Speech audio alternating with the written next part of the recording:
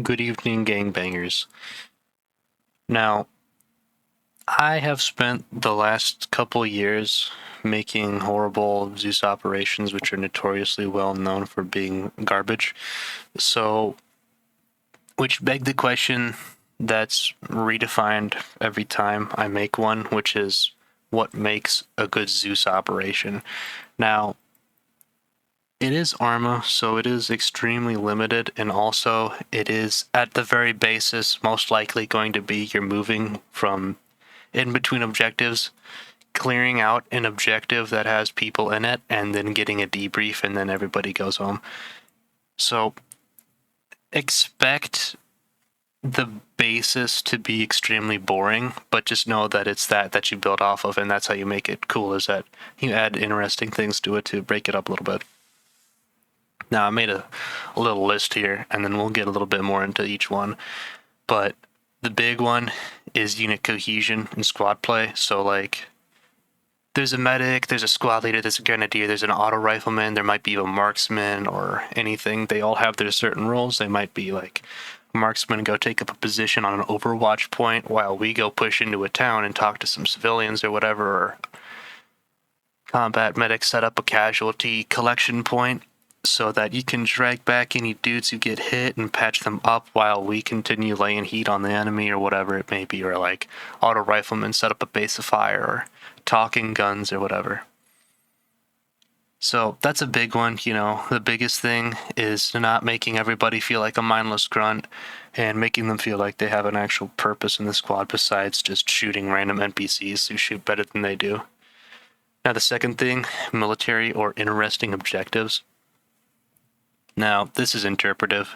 Not all your operations have to be all military jargon, because I know a lot of people who join milsims or just join groups and crap, and they're like, I like playing Arma, but I hate all the military crap. I hate when the CEO goes up and starts talking about phase lines and all this bull crap. Like, objectives such as assaults, like seizing, and like something interesting, like maybe like PSYOP or civil affairs or anything, just something out of the ordinary. Think historically, maybe, if that inspires you any, or even movies.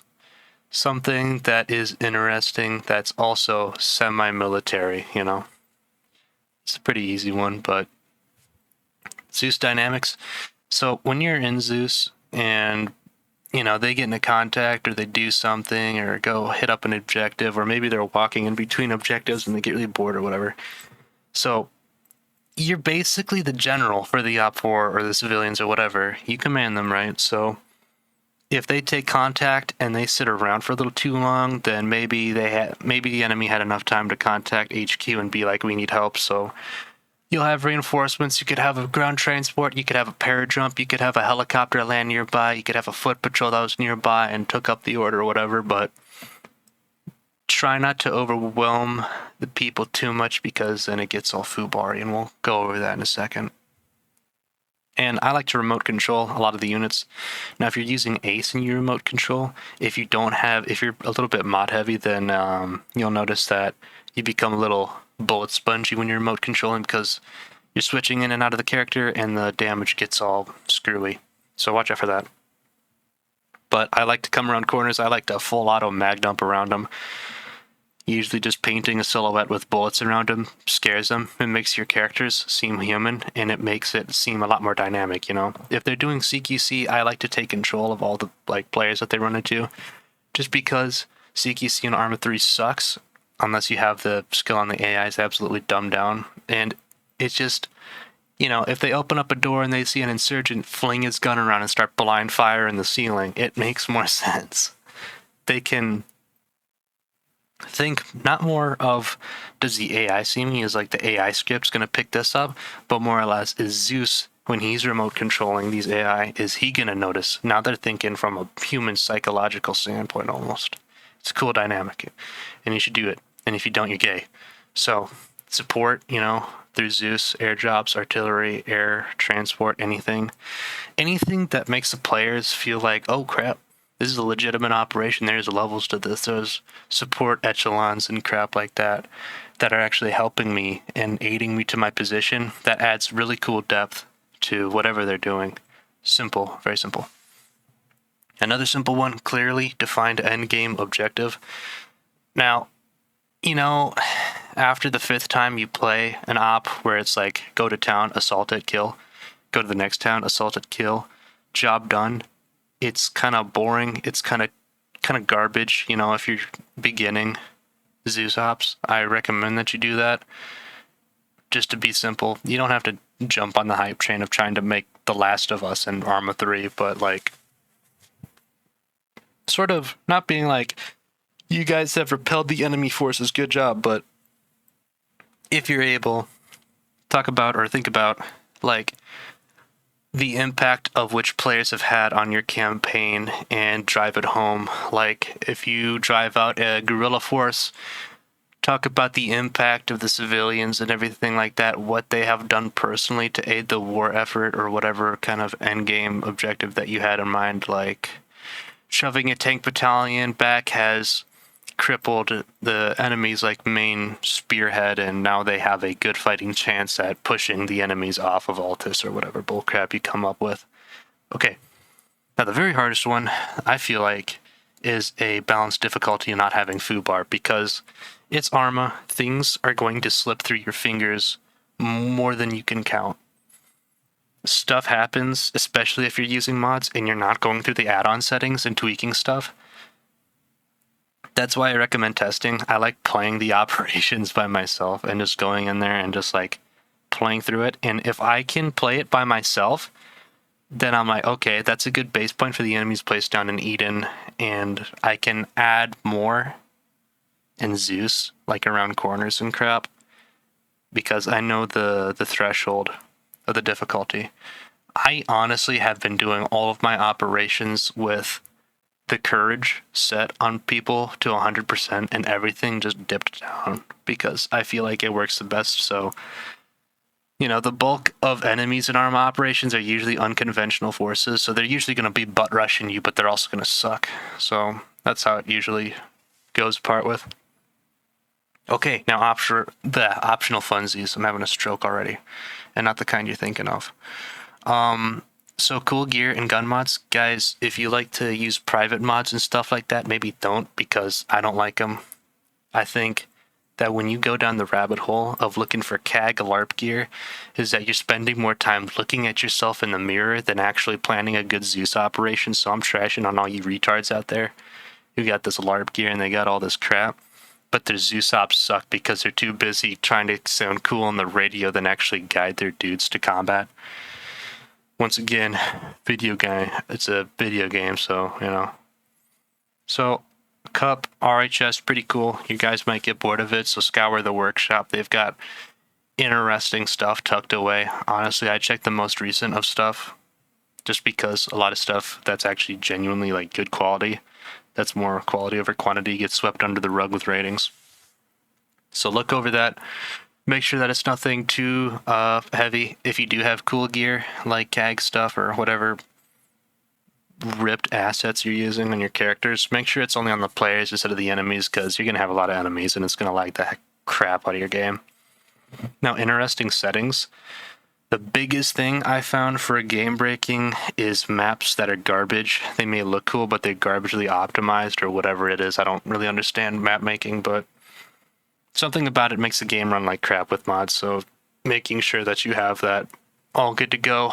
So, interesting settings. I like Eulakia the best, honestly. It is more of the diverse maps or terrains that you can use. Hoes love scene building. So if you spend a lot of time like looking at inspirational pictures or whatever, I don't know, go on Granny's Interest and look at random Saving Private Ryan stuff, you'll find that your inspiration for scene building will go up. You'll make really cool stuff.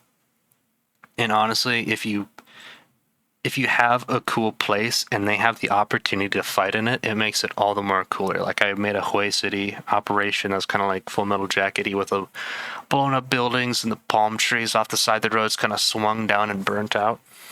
It's very cool. You'll find that they love it. more than anything else. Even if they're walking through it, they're like, oh, dang, he put some effort in this crap. We gotta lock in, boys. Now, interesting story and world building. Now, believe it or not, world building is optional, which is very hard for me to conceive because I'm a bubble bath blowing retard. So it's just, Intel, it's at a certain point, it might get boring for your boys because they're just reading the same old Zeus module over and over again. And it's just like, eh. Optional, although, background, like how I mentioned before in the end game objective, background and story kind of goes a long way with all this. It's just, it makes their actions feel like they're worthwhile and they actually have an impact on your world or whatever. So, make them kind of analysts in a sense.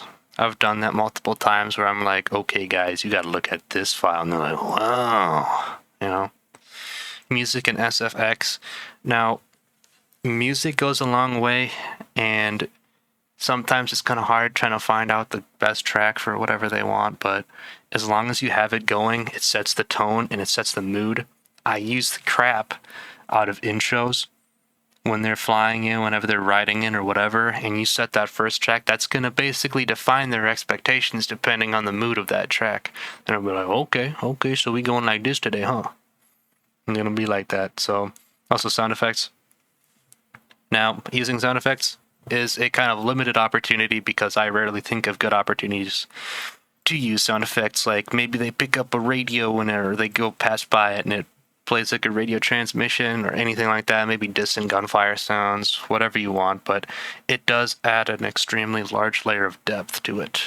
Now, this one is pretty standard one. Third-party forces like Independent or Green 4. Like AAF on Altus, it's neat seeing CSAT and all that, or FIA, but if you put like any, like maybe like a PMC or something, Blackwaters and Altus or something stupid like that, it's like, it puts a lot of depth into it, just kind of like the creative aspect of putting in extra dudes and they understand like how it is with the story and clearly defined in-game objective. There's depth to it. There's more to this world than we seem to understand. There's more that we got to dig in, This is a dynamic war we're fighting in instead of go to town and shoot people in the face and make them go night-night. So, another one. Funniest things that have come from operations have been civilian interactions, like talking to the retarded people on the side of the street who have a lot of information on the enemies, but they're also just hard to talk to. This will define a hugely entertaining dynamic, and it also makes the civilian populace feel more alive instead of just like, we'll just shell this place, and if there's empty buildings that are blown up everywhere, then, I don't really give a crap. But if they're talking to the civilians, Now, a big problem that I encounter is that your players, they like to be Johnny Tough Guy. They like to come in and where the people at, where they at? Show me where. Sometimes people are chodes. So what you got to do is just try to find one person who doesn't act retarded around civilians and just talk them up a little bit because it's a lot more entertaining. Oh, that's not your Discord. It's a lot more entertaining when they're talking to civilians and all that crap. Now, anything creatively inspired, like if you watch a movie or a TV show and it's like you find stuff that you like, interesting setting or some kind of lore or whatever, just rip it and then make it your own crap. Honestly, I do that a lot. That's how all my operations are. I don't have anything original in my head. So take in inspirations, set up a Pinterest if you're a wine mom, and we're going to get into Arma 3 and poke around and kind of mess with the creative decisions that you can make in a Zeus op. Welcome to hell. So, we're in Eden now. We're on Altus, the best map in the game, and if you argue with me, I'm going to kill you. So,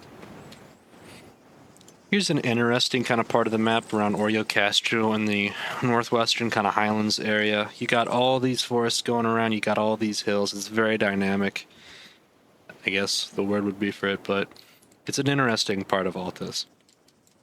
Now, when you're kind of on the topic of scene building, if you just find an area and you get an idea for it, like this little area here could be a guerrilla camp or it could be a roadside checkpoint. Like this would be a good area for a roadside checkpoint. You're kind of locking down a main supply route, MSR area or whatever. So, you know, the biggest problem that I have with some of these operations is that they'll make a camp and then it won't look lived in, you know, like they'll put a bunker or two down here and there won't be crap.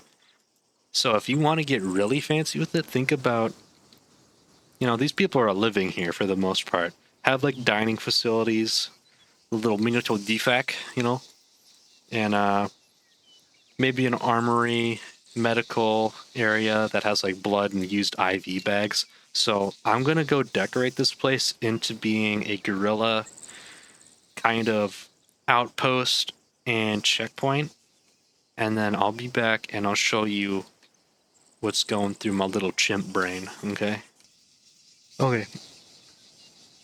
So this is a smaller example. So this is all set up now. So once again, FIA outpost kind of lived in and also a road checkpoint to control this intersection here. Now there's two little fortified areas. That's nothing too fancy. Just kind of a place where they have a little bit of cover and where they can observe the road and control traffic with a 50 cal in the back here. Now, they got a little thing set up for electricity. They got a latrine set up. They got the car over here. I didn't do really anything with. It's just a little OP, a couple quad bikes outside. This building I didn't really know what to do with, so I kind of turned it into a little bit of a storehouse. Nothing fancy. This is kind of where I got a little autistic with it. I used these plank models, and I set up a makeshift kind of rack for these guys. So, you know, 6 bunks. Got your ammo and their stuff. Just got a RPG hanging off there. Little propped up rifle, weapon rack that I also used just by propping up the planks and then sinking them into the ground. Just a little table. Couple cans, little dining area, store for food. Now, here's like a kind of officer area. You got a briefing place. You know, this is pretty basic stuff, but, you know, all of this could be very greatly in depth with Intel if they wanted to pick any of this up, or if you wanted to have a custom whiteboard around here that has your own markings, and maybe they have like little markings where it's like, oh, over here they have enemies, or over there, or maybe it's their like next plan, or maybe these guys are all gone because they're out on an assault somewhere or something like that. So it's really basic, but if you wanted to, you can set up around here, have these guys maybe recon if there is a good place. Not really a good place to recon it, maybe over here. Yeah. It's still in the open, but you could recon it a little bit, probably assault it, you know, or if they want to, they can just blow it up with artillery and then move on, but it's an area. I like to use smaller objectives like this. When you start off in an operation, they go over here, they clean it out, it's all easy, it sets the tone and everything. They move into here, they figure out the intel or whatever. You know, I feel like that's the bulk of operations is you assault the first area, you get intel, and then you kind of figure out the entirety of the operation, what you're actually up against, unless you have a very in-depth briefing that everybody falls asleep on.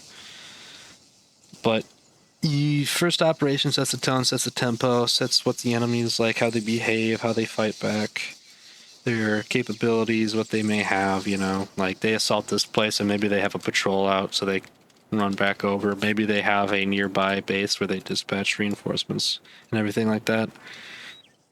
Maybe they have a mortar base set up, or maybe a mortar over here, like a little mortar place right here, and they shoot off some mortars to scare the enemies a little bit. Some IDF and all that bullcrap. So, yeah, I mean, this is pretty basic, right? But once you add the player element, of course, crap will change. And honestly, I don't even put like much op4 down, if any, in my Zeus or in my Eden. I like to place it afterwards. I like to put the skill module down and adjust it in the operation. And I find that when I'm actually in the sort of in the actual like operation itself, I feel I act better creatively than I actually have the players making their kits and spawn. That's why I like full arsenals, is because it's easier, and also it's just, you know, I have time to do whatever Zeus prep I need. Also, this is such a handy module. If you don't know this, hide terrain module is very handy. You can scale it like a trigger. That opens up so much more. Like, you can just take out buildings and make your own and whatnot. Like that. But, oh crap, my eyes. Creatively thinking, you know, it's so much easier to creatively think when you're in Zeus and people are actually shooting. That's when the ideas pop up. It's all about improvisation with Zeus, I feel like, is the main thing. I've done so many of my best operations where they're in the spawn and I don't even have anything set up, actually. I genuinely don't have anything for them to do, but I just make crap up as I go along. And I find that the more interesting ideas and the better things that come out from it is during the operations and improvising. So try that out, honestly. I'd actually try out an op if I were you, to like they have the you have like the basis, you know, whether you're it's like the basis in meaning you have an enemy in mind, you have a basic briefing in mind, and you have your blue for and your arsenal and your respawn set up and everything. And the players know what they're getting themselves into basically, but the objectives aren't set up. You just set them up yourselves. Like maybe they're on an aircraft carrier out here, but you don't have anything set up on the map. So just go in Zeus and mess around and do some stuff. And yeah, and I'll actually teach you one trick that is very helpful with Zeus Enhanced. So I'm in game. I got my Zeus, and with Zeus Enhanced, there's a lot of stuff, but primarily what I like the most is what we saw there. The object preview placement, where you hold shift and you can actually orient it instead of placing it down, seeing the object, and then orienting it, which is very hard and is always stupid to work with. This, I can slap up structures much faster in Zeus than Eden, in my opinion, just because it's much easier to slap down an orient and you have the preview of everything like that. So much easier. And now how you do that is you go options, add-on options is with CBA3. Go to Zeus Enhanced. Let's see if I can remember it. Placement preview. That's a big one. You really just... That's a game changer right there, honestly. It makes editing in-game so much easier.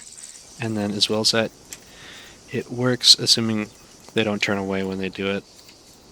You can orient your people. Like if I wanted...